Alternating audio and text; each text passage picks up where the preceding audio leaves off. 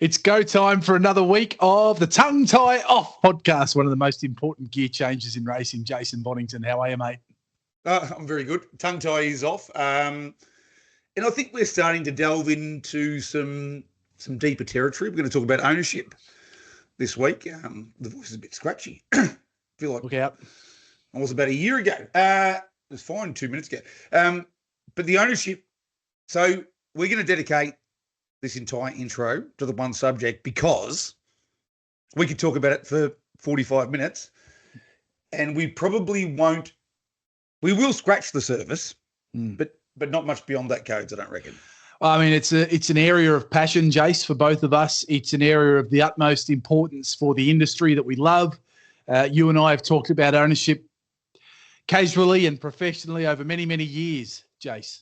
Well, you are the one that's actually got the skin in the game because you've been – when did you start your ownership journey, Codes? I started my ownership journey in thoroughbreds, and that was when I was when I was back in Hamilton as an 18-year-old, I would have been, or 19. You allowed to own horses before you're 18? No, well, I don't know. It's a good question. That's one for the authorities. I'm sure some people do. Well, I'm sure they do. Yes. But yeah, it was a horse called Echo Peach actually, who won one race, and Mick O'Leary trained her, and he said, Cody, I'll get her a maiden win, but she won't go much better than that. And he's a bloody good judge, Mick O'Leary. We got a maiden win at Myrtle with Christine Pulls Up. And then we didn't get much else out of that one. But then his next horse he put us in was Classy Run, and it won its debut and then won a few other races. And we thought it might get to what they used to call open class, Jace, in the thoroughbreds.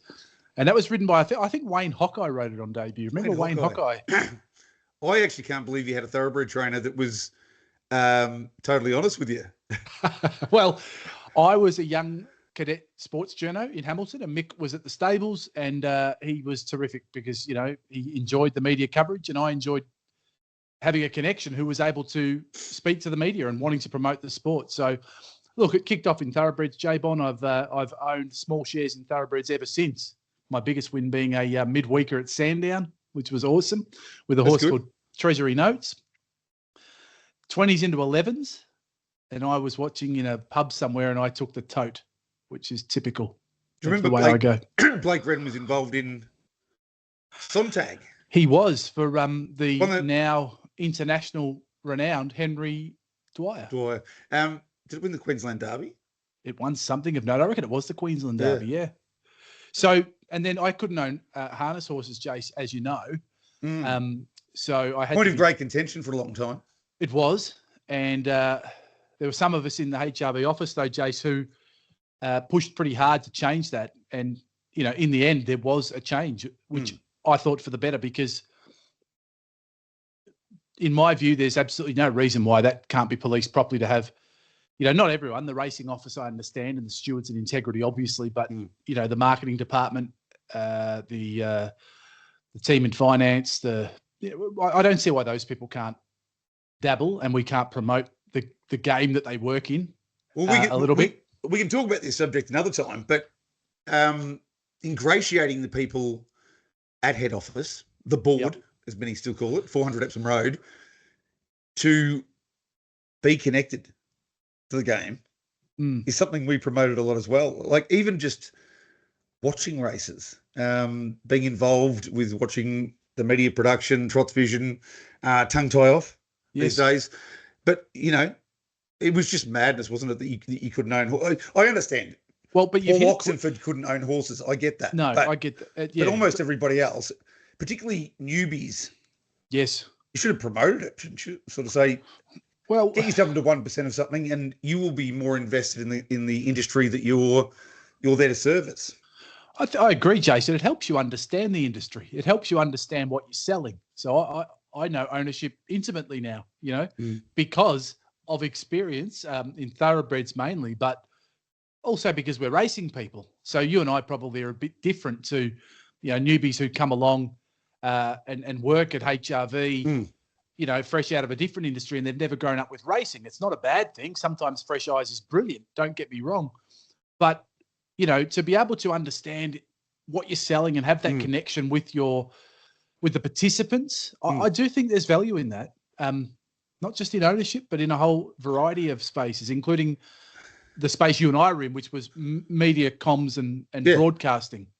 I'm not saying give a pop quiz to every staff member about what happened on Tongue Tie, but sort of once upon a rainbow, there were a lot of invested people, and you bring new people in. And I think there was almost a philosophy to bring people in who weren't previously invested in the game, but you got to find a way to get them involved. But we digress. Where do you want to start with this ownership discussion, really? Because it's a big, burly, broad subject, Codes. Yeah, it is. And I just finished that. The start might be finishing my journey now. Then I've jumped into a horse in recent times with Jackie Barker down in Hamilton. And I had a small share. We got a filly from New Zealand. And unfortunately, she'd had 2 starts in New Zealand for a win and a placing. But she didn't make the racetrack here in Australia, unfortunately. Injury. That doesn't happen when you compare it with end of the racing career. That doesn't happen as often, does it? No, it doesn't. And you so normally do get to watch your horse race. You do, and we were pretty unlucky. Got to a couple of trials, but just wasn't quite going to work. So Jackie said, "Well, why don't we breed from her?" And brilliant. That's part of the reason why myself and some others actually got in to this horse, because we wanted to get a filly or a mare, and one day, long after her career finished on the racetrack, which turned out to be not long, we wanted to breed from her. So she's she'll have a foal, and we'll go from there. It takes you back to the Cameron story, Larrakia Lady.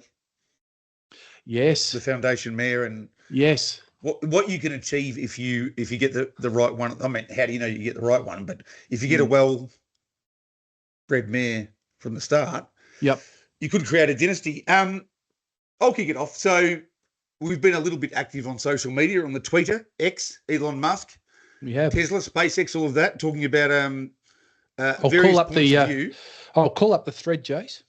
So one of my main points of contention when discussing ownership with a few people in it, Herv, back in the day, was they were trying to sell it as a business proposition.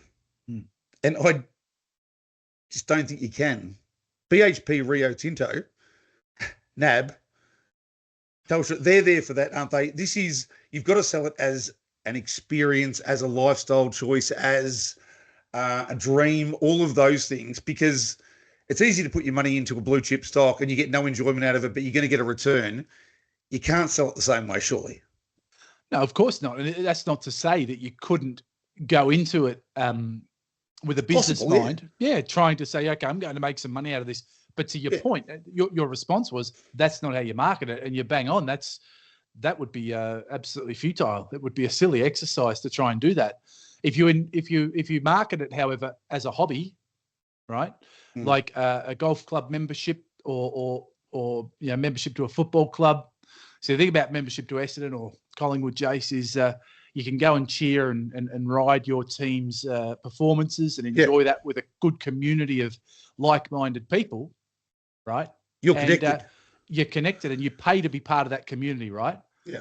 Now, I've penned an article which I'll put up live tomorrow. I've just got to put some finishing touches on it, but it talks about the superfan in sport. Now, the Essendon Collingwood supporters, they go there. They might have a great season or a really bad season, but they keep turning up for a variety of reasons. This will excite you, Jace. I've actually quoted a psychologist who's written an article on the superfan in sport out of America. Wonderful.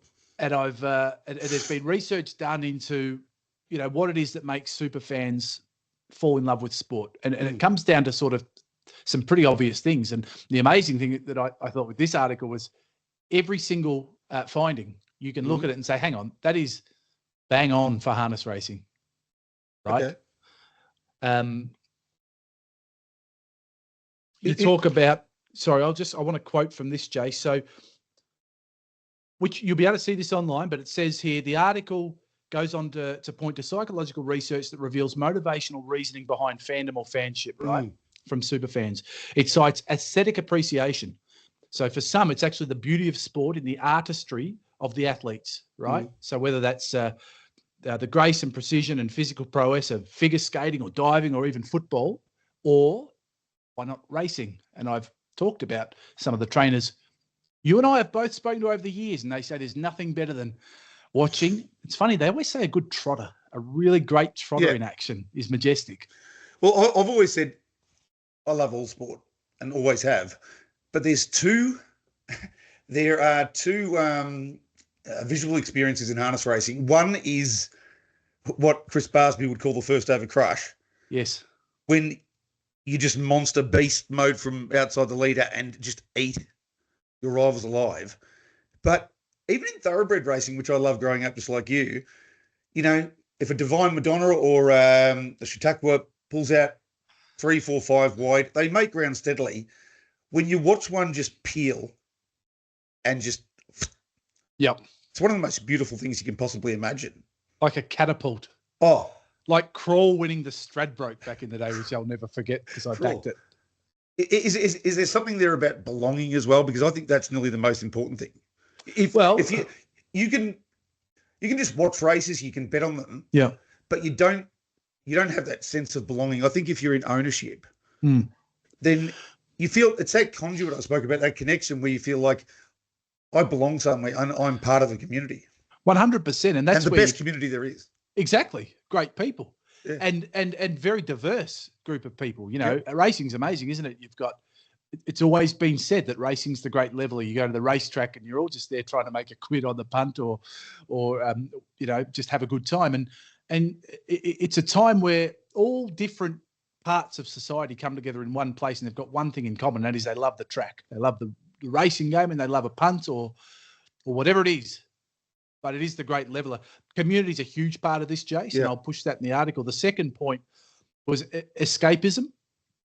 So basically suggesting that sport can offer an escape from reality, but for some it's more profound. The researchers explain that watching or participating in a sport, so that's watching or participating, in a sport, can help people temporarily forget their troubles, reduce anxiety, and experience a sense of relief. In the stressful hustle and bustle of our daily lives, many use media content as a way to obviously take their minds off their troubles.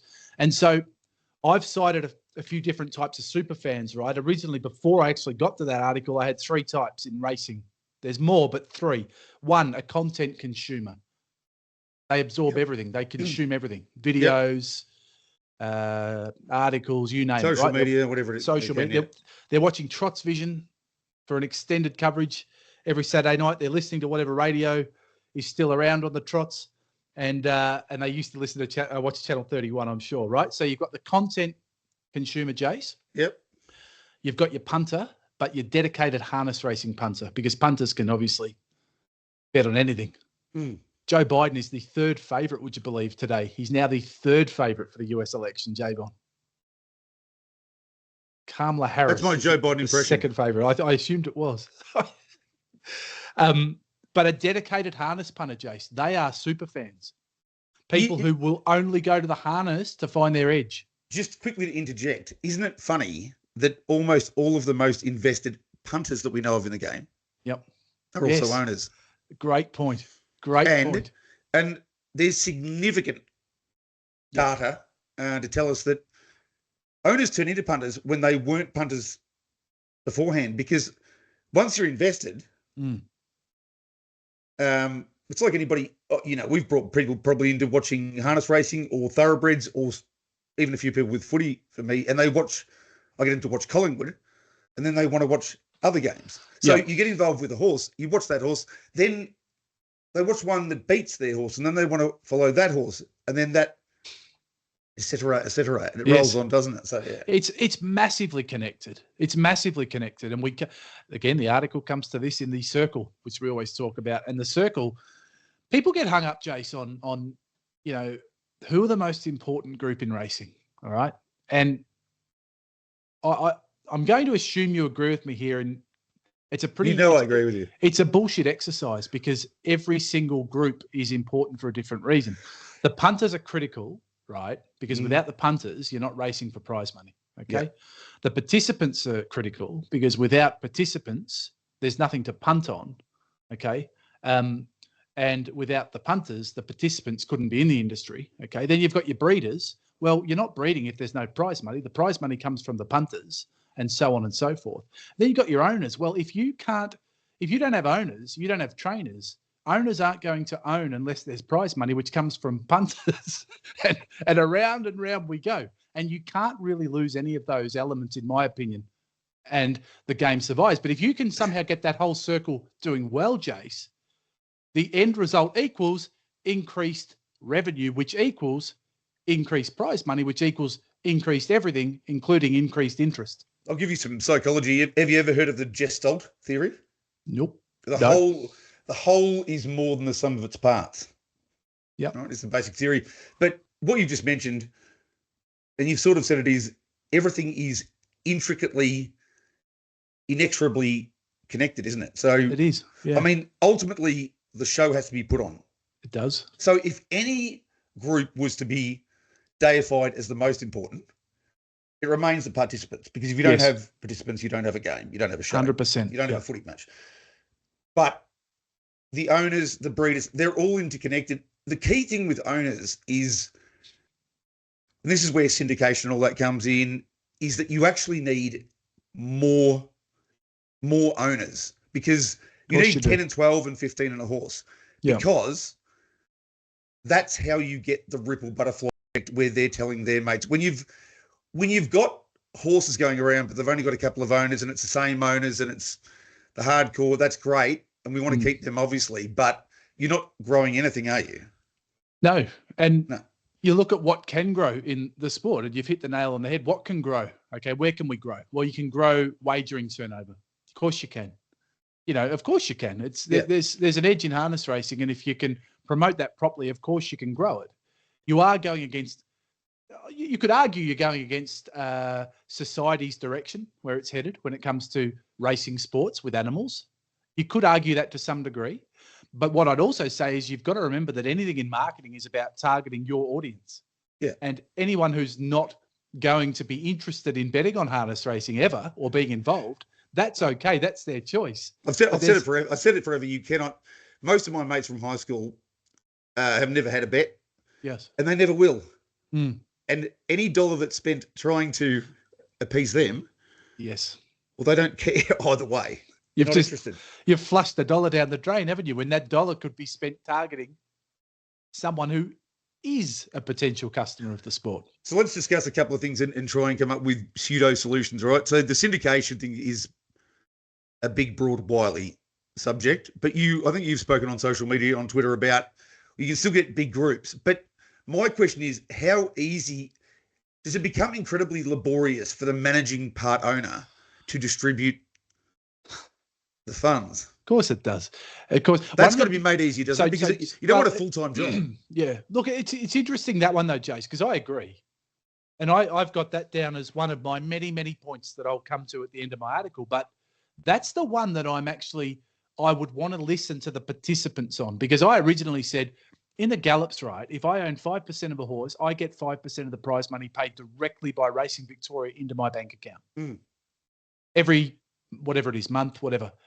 Brilliant. My trainer doesn't have to do that. My syndicate manager doesn't have to do that. It goes straight into the account. Okay. Now, I think HRV looked at this, Jace. I may be wrong, but I reckon they looked at it. And I think there was some feedback to say that it would be better not to be done that way. But I would have to remember that much better than I am. So it seems an obvious one, that you would make it easier if they didn't have to do the bookkeeping duties, especially J-Bond in our game. Remember that so often the owners are the trainers who are also the breeders and often even the driver, right? They don't need to be the bloody bookkeeper as well. I mean, crikey, that's tough. Do you know how hard it is to get somebody out of the ownership if they're a non-payer?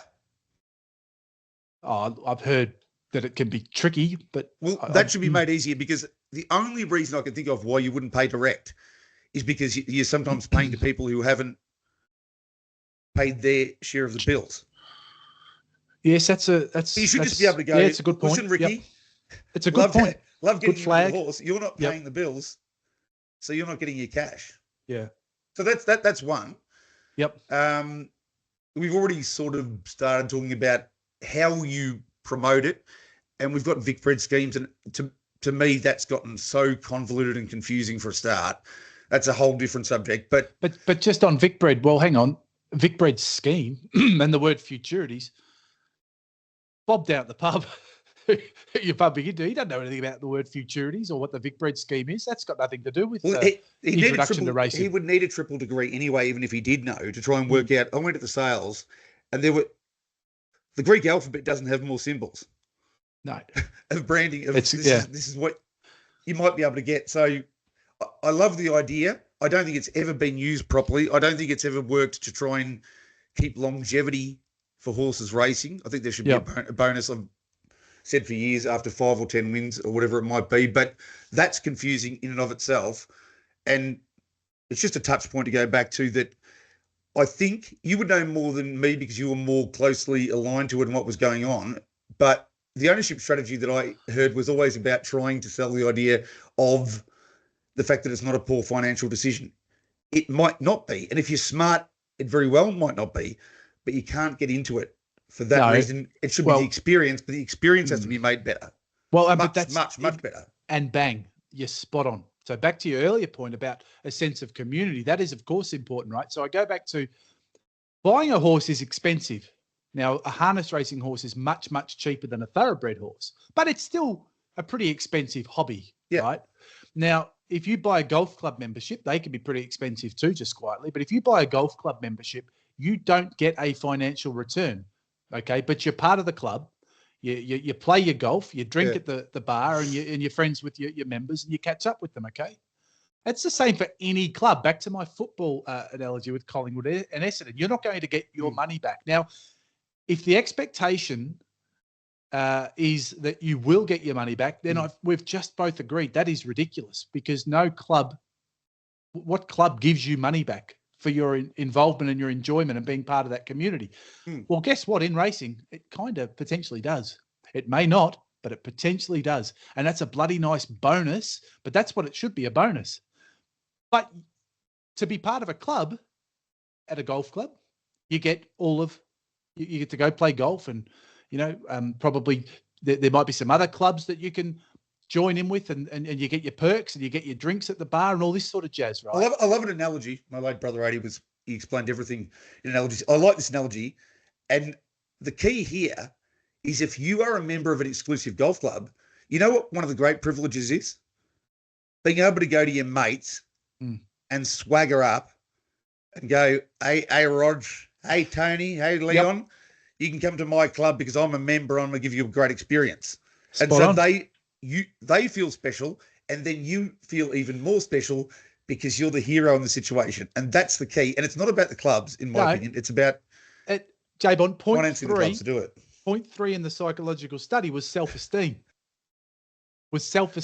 You've just hit it on the head. Okay. No, but this is it as to why people become super fans, right? Now, let's be honest. I'm not going to ride a Melbourne Cup winner or drive a Hunter Cup winner. Don't give up.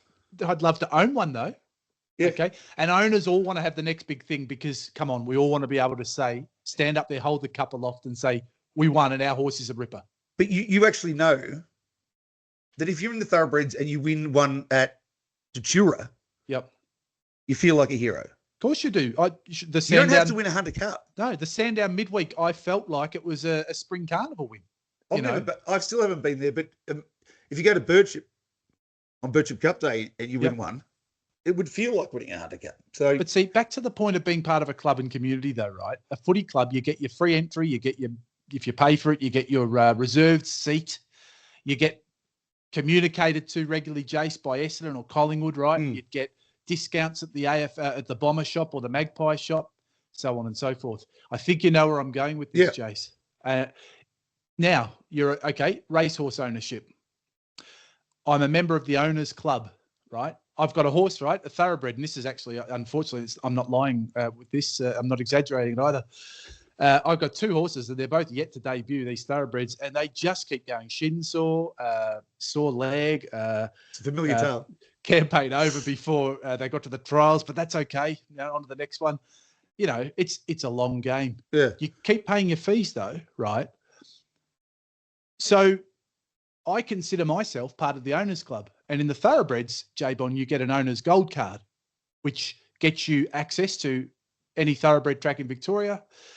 It gets you access to the owners' parts of those clubs. The clubs all agree that you've got to give some extra hospitality to these owners because they're paying the bills and they're an important part of the industry. Okay, and I think it's a wonderful scheme. And I looked up. Yeah. Well, I was just going to interject quickly and say you should even be able to go to the clubs that are big enough to hold functions outside of race day. Of course, there's benefits. Well, you're a member. You can say, I want to hold my 21st. Exactly, you're a member of the club. Well, it's funny. So I looked up the Racing Victoria site today, okay, and I found a page spooking the owner's gold card. Yep. They call it the optimum customer service and race day privileges, right? You get your admission, your parking, your members passes, plus your passes for your guests. Yep. Right. Find out more. You can click on Become an Owner. A page opens up with a wonderful quote from one of Black Caviar's owners. Didn't they live the dream, Jace?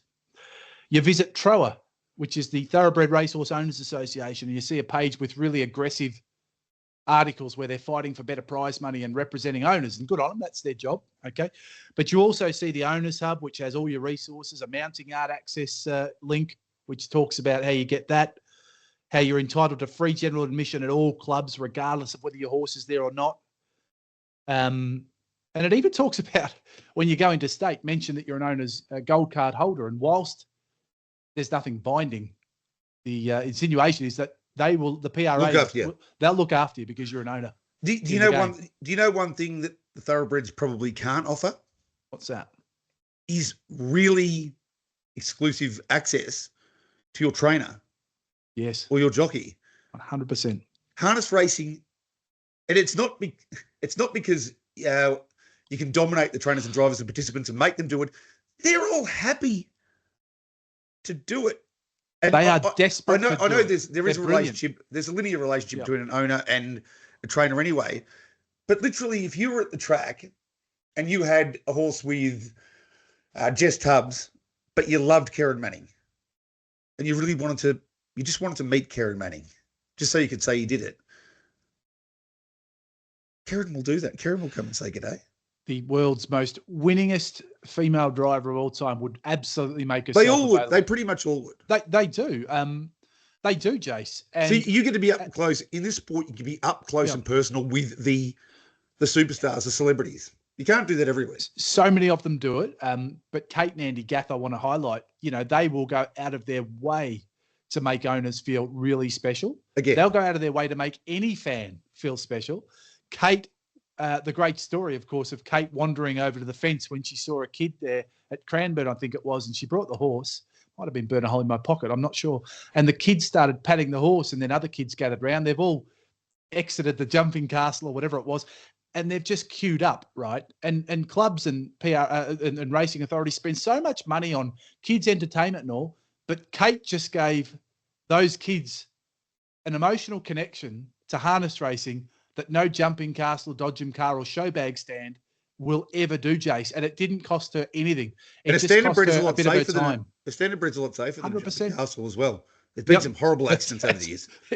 I thought you were going to say better than a thoroughbred, but you're right. Much safer than a jumping castle as well. So they are. They're incredibly welcoming people, Jace. So look, I've talked about the thoroughbred site. So I thought, okay, and I do not want this to come across like it's a pot or a whack. But I do think that harness can improve this space, right?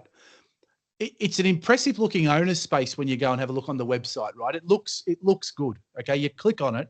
The first message is get involved, which is fine. Okay. It just doesn't, in my view, then sort of explain how to get involved, right?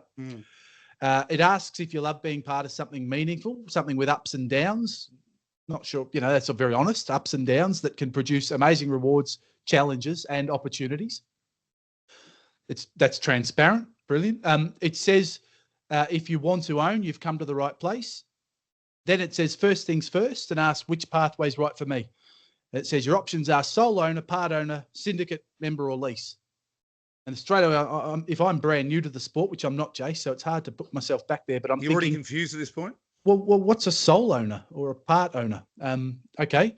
So then you click on it and it tells you what that means, the definition of each. Yeah.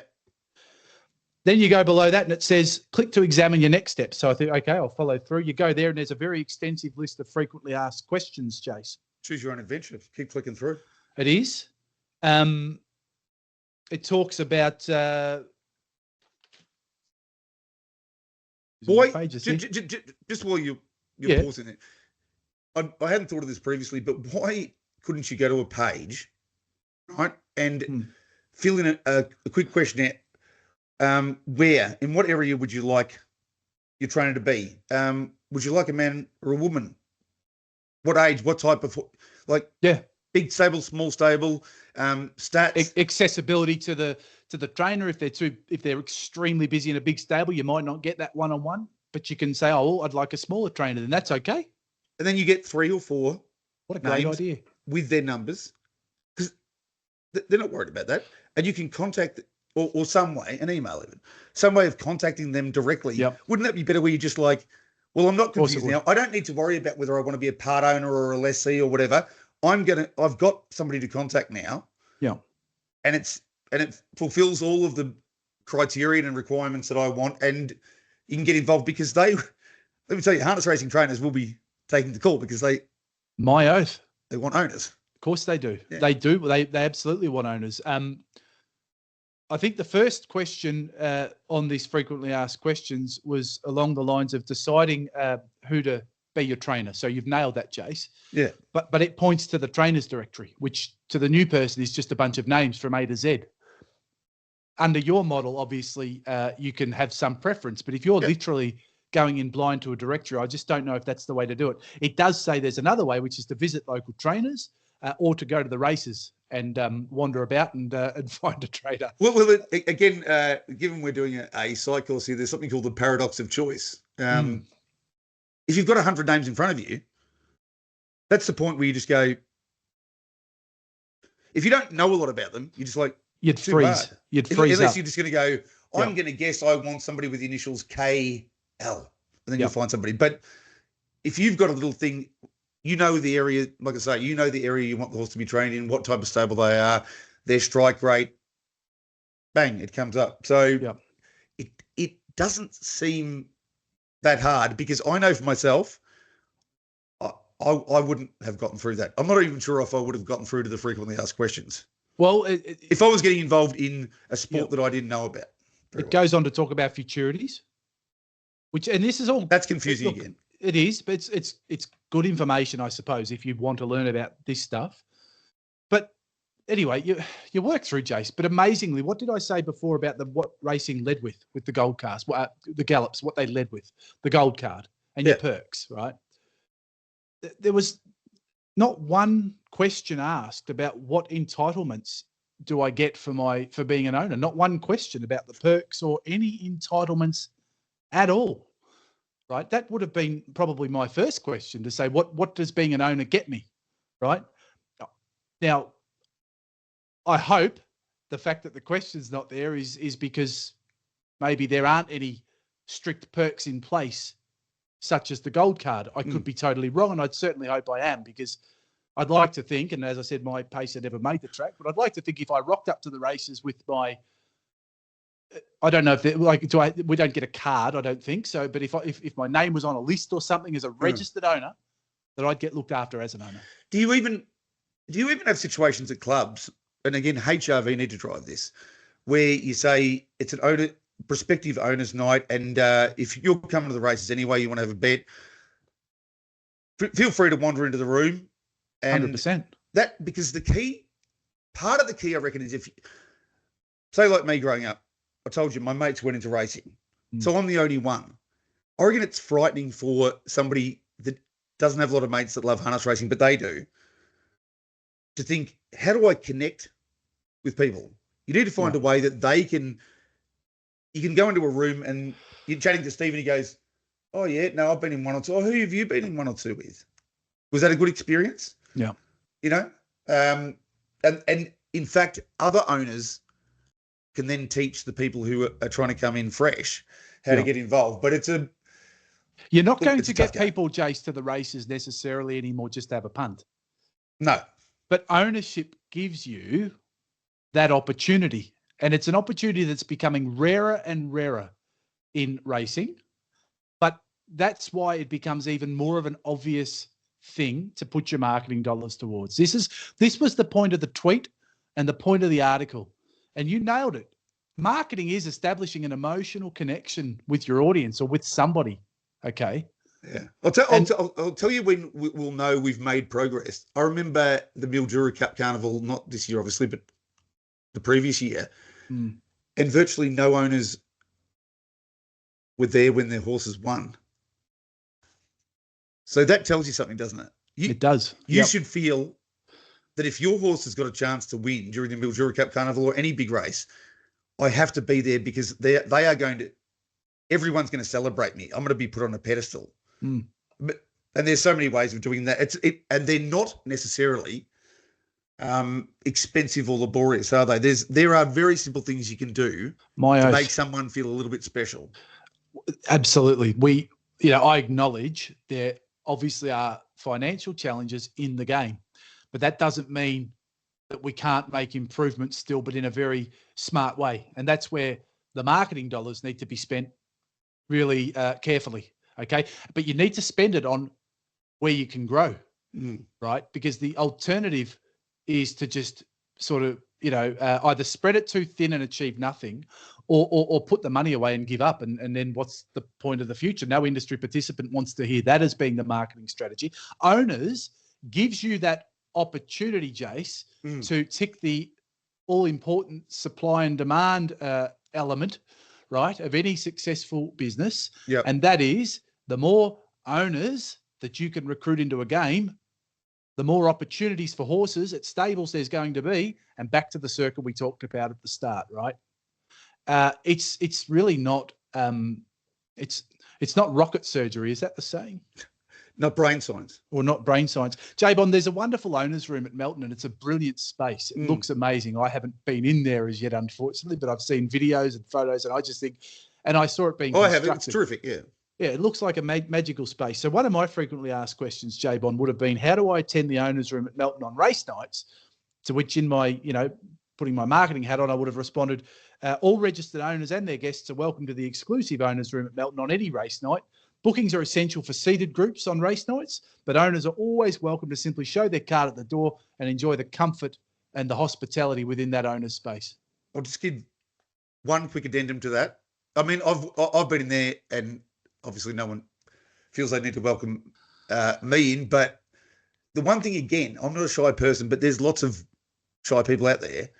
When you walk in the door to any owner's area, someone should welcome you, ask you what horse you're involved with, in what race, and talk to you straight away. Well, here's the bar now over there. This is where we go, and yada yada yada. And if there's a punters club, maybe down the end of the room. And if you go and chat to Ricky, there's a lot of Rickies around. Ricky over there, he can get you involved. Because otherwise, you get it. Neither of us are shy, but you get the feeling you might walk into the owner's room, you walk around, everyone's chatting, you don't know anyone.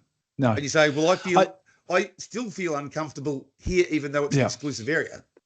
Of course, well, and I haven't done the sums on the matter either, Jace, but I would think that we could get to a point, hopefully, where if these people are all coming out to the races regularly, which is I would have thought that's the vision, right? Every Saturday night, that's the place to be. It's a bit like the old, the showgrounds way back in the day, Moonee Valley, before that, right? And I think what Melton's always wanted to have, and I think this gives us the opportunity to have a space where real passionate super fans, because if you're an owner, you are a super fan automatically of the sport under my earlier discussion.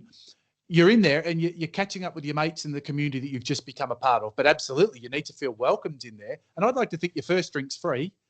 You could make more free drinks if you could afford it. But I'm not saying let's start spending huge money, right? Let's say your first drink's free every Saturday night, or there's a happy hour for owners only, which is real exclusive, right? And then the drinks are at normal prices. People don't want the world. They just want something.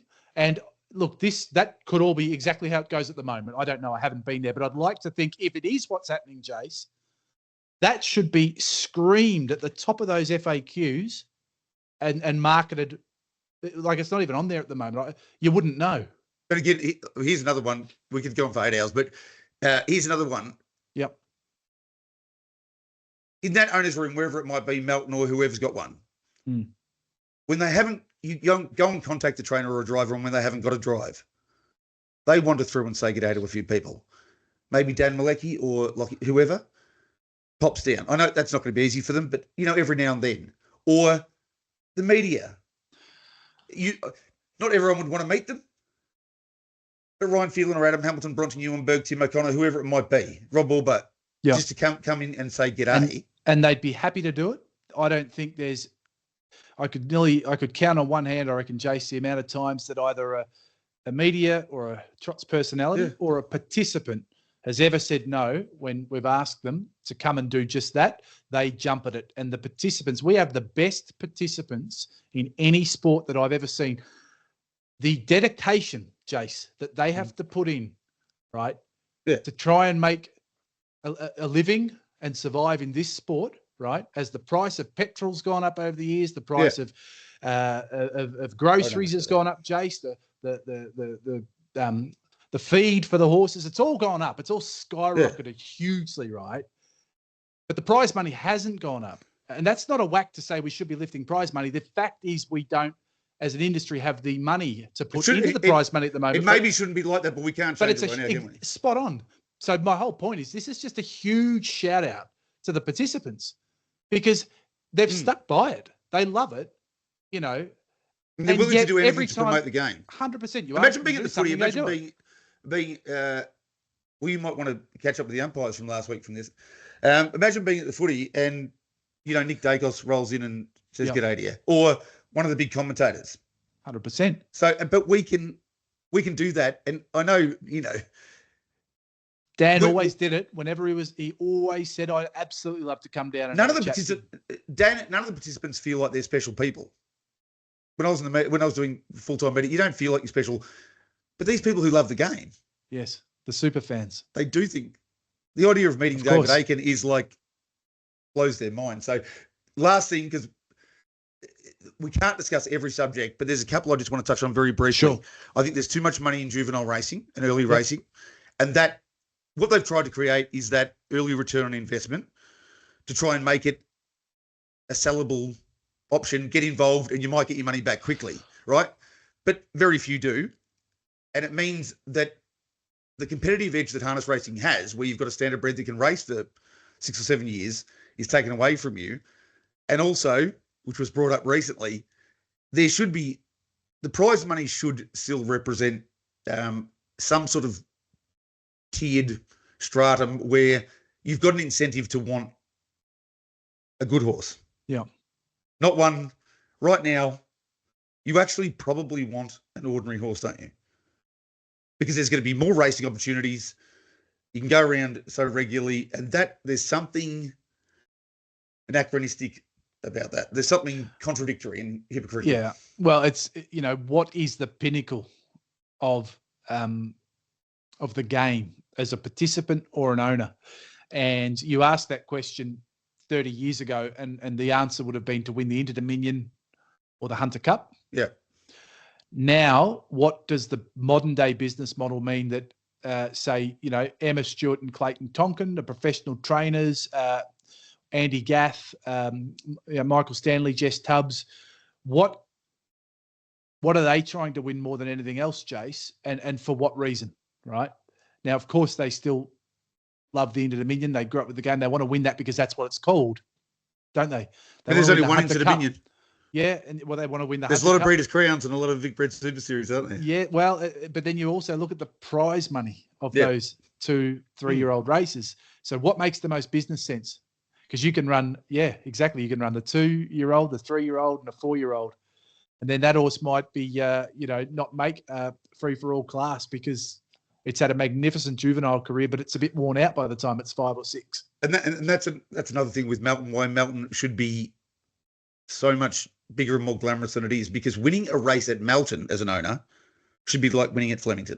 I agree. Any race. It's bigger than your Sandown Midweek, which I referred to earlier, Jace. Well done. In summary, from my point of view, Jace, the perks need to be better promoted if they're there, and if they're not there, we need to get them in place, okay? We need to have a system in place where owners are regularly communicated with, okay, via a quarterly newsletter or something else. A lot of this should be done by some sort of role called an ownership manager or something. Someone would be responsible, I think, for the ownership management space. So that's something I'd put in place if I were in that role. There should be no owners paying at the gate at any club, maybe with the exception of those, really big feature days potentially, which, in the Gallops, you still have to pay for Cox Plate and all. I get that. I'm okay with that. But run-of-the-mill race days, come on. Let them in and give them a glass of beer or a glass of wine or a soft drink. That's okay.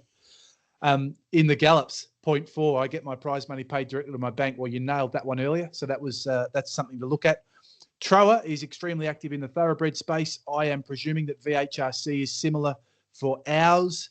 Having said that, I did go to the VHRC website, and I don't mean for this to be whack, but anyway, it is what it is. I clicked on events and there was nothing there. It was all blank. So, if I pay up for VHRC, which I guess is our version of Troa. Mm-hmm.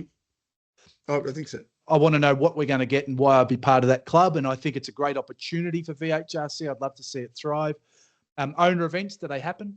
They don't have to be big events because it could just be in the ownership room, as you talked about. It's free to get someone like Kez, Dan, Andy, Puppet, whoever, Ryan or Adam or Eddie, Tim O'Connor, Bronte. It's free to get those people to go in and have a quick chat and put on a bit of a show.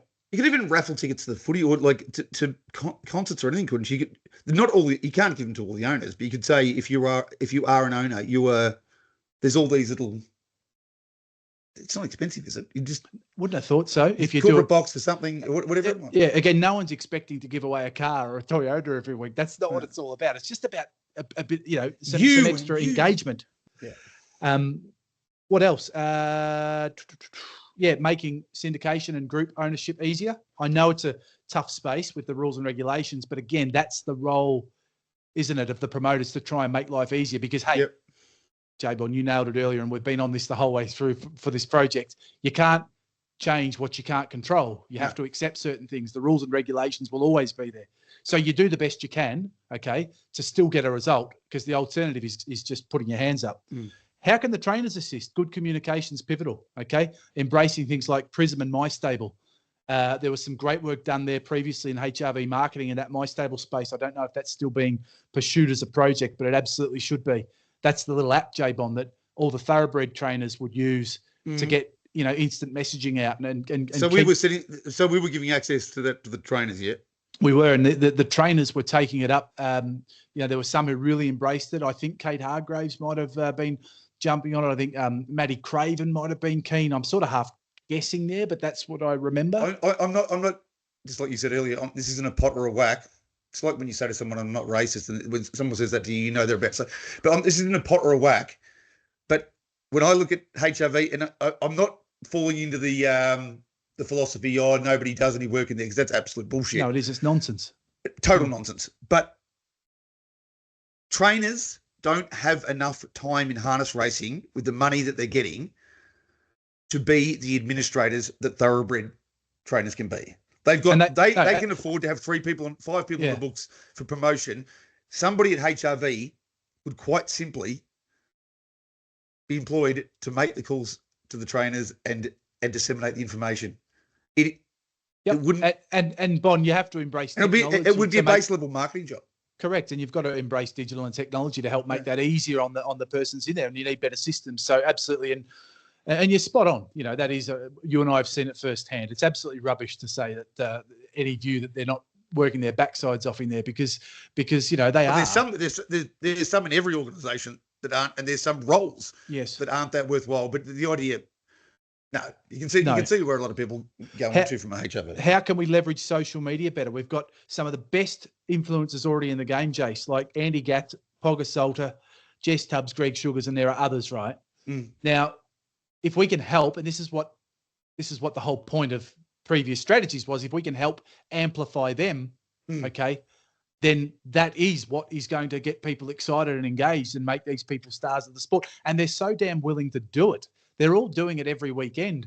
It's now so important that that's amplified. But there should be a situation, and maybe they've tried, but where head office actively supports the people who are supporting themselves in the process. Yeah. So the names you've just spoken about, Michael Stetler, there's a number of others. Rather than saying, "Oh, good on you, well done for you're doing it all yourself," say, "If you're willing to buy into this, we'll incentivize it." Makes your life much easier if you've got people willing to actually do it for you, and that's what our trainers and drivers and owners are willing to do. I remember Matty Craven too. He used to have a barbecue, I think, and other trainers would, I'm sure, do the same. Big catch ups for their owners. Sausages. Yeah, there you go. That's what a great branding opportunity, Jace. These are important things, and they're 1%ers, and our participants do it really well. But I do think there's also room for someone to assist them with some of this stuff. Certainly assist in the promotion of such, and I think that's really important. And then finally, what are our competitive advantages over the Gallops? I mean, honestly, we could be here for hours if we started going through the competitive advantages of racing a harness horse. Access for a start. Access, likelihood of being able to see them, affordability.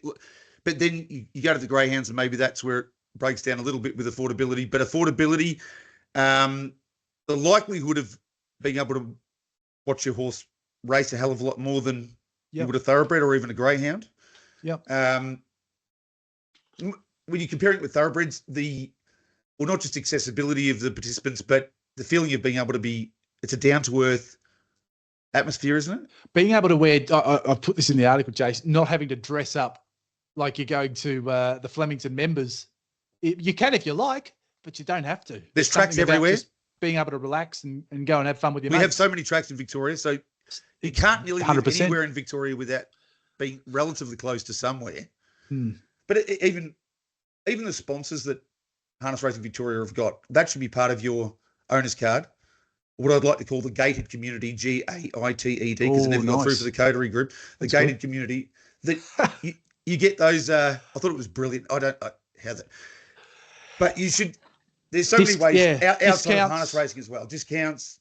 That's how you create community. It's how you create emotional attachment, and it's how you actually get all those people to be in that, taking selfies in the owner's room. Look who we're caught up with this week. Out it goes. People see it's a bit of fun. They come on down.